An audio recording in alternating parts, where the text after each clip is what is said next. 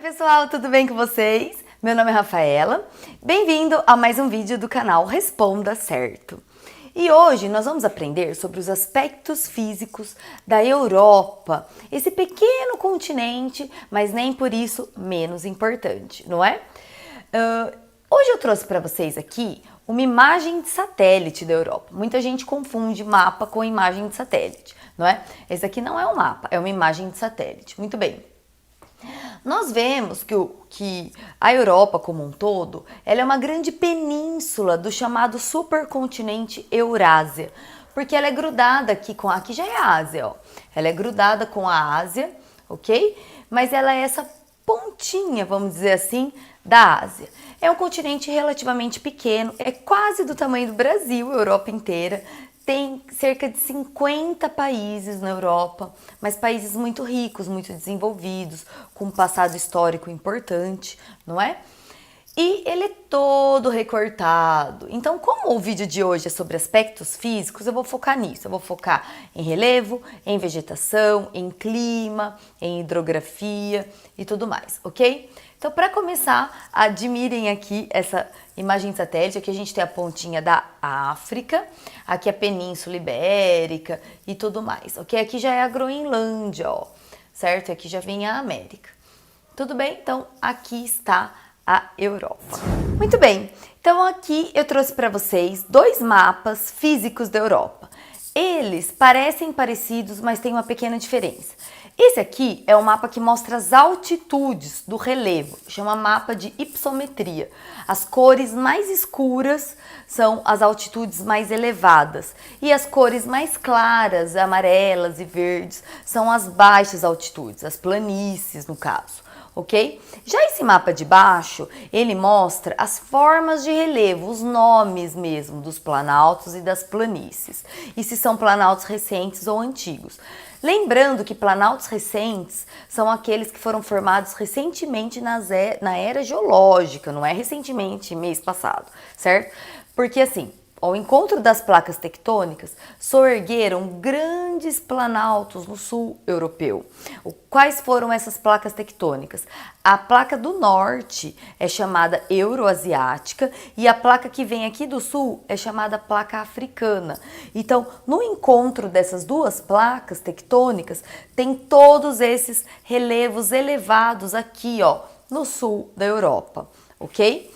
Já para o norte da Europa, nós também temos formas de relevo elevadas, só que eles são maciços antigos, são formas de relevo um pouco mais desgastadas pelas intempéries e tudo mais, por terem sido formados numa era geológica mais antiga do que esses aqui do sul da Europa, ok? Então eles são maciços mais antigos, um pouco mais rebaixados. Vamos conhecer então o nome de cada um? É importante saber os nomes das planícies e dos planaltos. Então, os principais nomes são, eu vou destacar alguns só, não todos, ok? Aqui, ó, nós temos entre a Espanha e a França, a gente tem os chamados Pirineus, tá? Ele tá aqui também.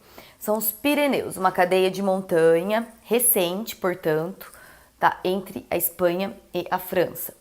Outro bem famoso na Europa, famoso pelas estações de esqui, muita gente procura, são os Alpes. Aqui, ó, os Alpes. Os Alpes suíços, famosos Alpes franceses, né? Fica entre a França, a Suíça, aqui o norte da Itália. Tudo bem?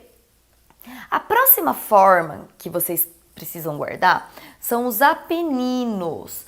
É essa cadeia de montanha aqui que ela atravessa de norte a sul da Itália, ok? Apeninos, não é Alpeninos. Muitos alunos escrevem Alpeninos por causa de Alpes. É Apeninos, beleza?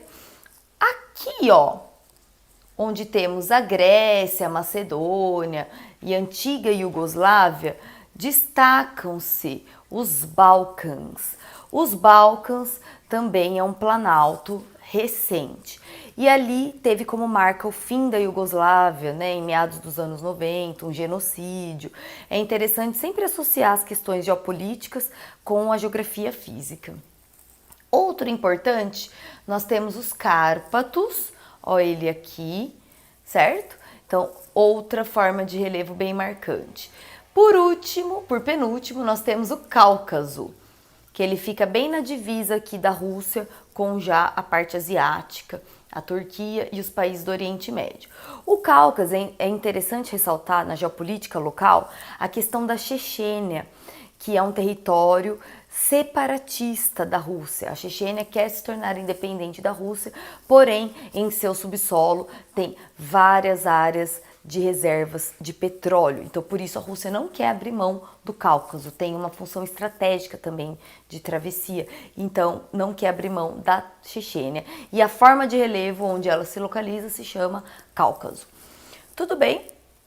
Os próximos, a gente tem aqui bem no norte, onde fica a Noruega, os Alpes escandinavos. Olha só, os Alpes escandinavos já são maciços antigos. Tudo bem? E é claro, não tem como falar de Europa e Ásia sem falarmos dos Montes Urais. Quem são os Montes Urais? Qual a importância dessa forma de relevo?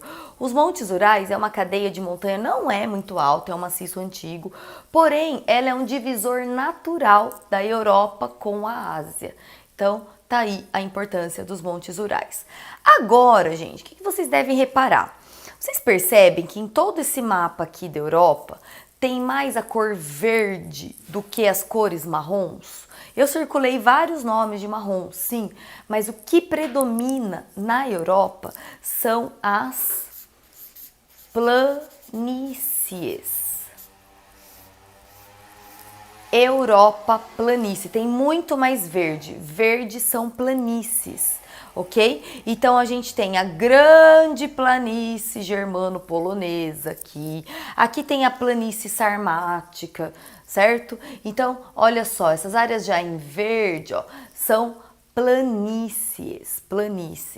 Associando essa forma de relevo à economia da Europa, vale a pena a gente destacar que é um continente muito povoado, a população se espalhou facilmente devido a essas planícies e tem inúmeros rios, cujas nascentes são aqui nos Alpes, as nascentes são no Cárpatos, as nascentes são nos lugares altos e elas correm todas ou para o Mar do Norte, ou para o Mar Mediterrâneo, ou para o Mar Negro aqui.